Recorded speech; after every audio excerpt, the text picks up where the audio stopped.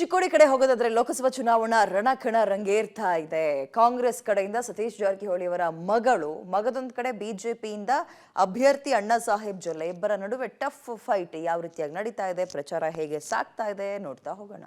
ಚಿಕ್ಕೋಡಿಯಲ್ಲಿ ರಂಗೇರಿದ ಚುನಾವಣಾ ಕಾವು. ಪುತ್ರಿ ಗೆಲ್ಲಿಸಲು ಸತೀಶ್ ಜಾರಕಿಹೊಳಿ ಪಣ. ಜೊಲ್ಲೆ ಕುಟುಂಬಕ್ಕೆ ನಿಪ್ಪಾಣಿಯಲ್ಲಿ ಮಾಸ್ಟರ್ ಸ್ಟ್ರೋಕ್. ಶಾಸಕಿ ಶಶಿಕಲಾ ಜೊಲ್ಲೆ ತವರು ಕ್ಷೇತ್ರ ನಿಪ್ಪಾಣಿಯಲ್ಲಿ ಬಿಜೆಪಿಗೆ ಸಚಿವ ಸತೀಶ್ ಜಾರಕಿಹೊಳಿ ಮಾಸ್ಟರ್ ಸ್ಟ್ರೋಕ್ ನೀಡಿದ್ದಾರೆ.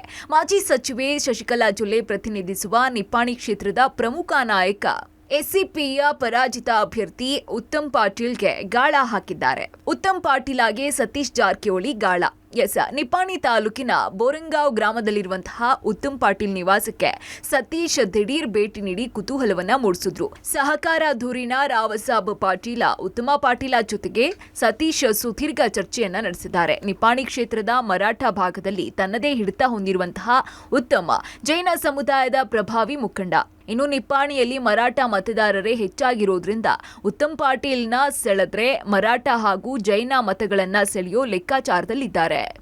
ಆಗಿದ್ರೆ ಭೇಟಿಯಾಗಿದ್ವಿ. ಅವ್ರೇನು ನಮ್ಮ ಪಾರ್ಟಿ ಇದ್ದಂಗೆ, ಅದೇನು ಕಾಂಗ್ರೆಸ್ಸಿನ ಪಾರ್ಟ್, ಅದೇನು ಒಂದೇ ಫ್ಯಾಮಿಲಿ ಇದ್ದಂಗೆ. ಆ ಚುನಾವಣೆಯಲ್ಲಿ ಅದು ಅನಿವಾರ್ಯ ಇತ್ತು. ಅವ್ರಿಗೆ ಹೋಗಿದ್ರು, ನಮ್ಮ ಜೊತೆ ಇರ್ತಾರೆ, ಬರ್ತಾರೆ. ಅವರು ಪ್ರಚಾರ ಪ್ರಾರಂಭ ಮಾಡ್ತಾರೆ ನಮ್ಮ ಪರವಾಗಿ.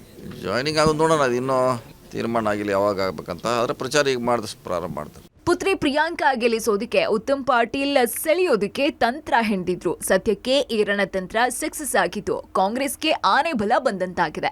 ಕಾಂಗ್ರೆಸ್ ಮತಗಳ ಜೊತೆಗೆ ಉತ್ತಮ ಪಾಟೀಲ್ ಬೆಂಬಲ ನಿಪ್ಪಾಣಿಯಲ್ಲಿ ಬಿಜೆಪಿಗೆ ಮತ್ತಷ್ಟು ತಲೆನೋವಾಗಿ ಪರಿಣಮಿಸಲಿದೆ.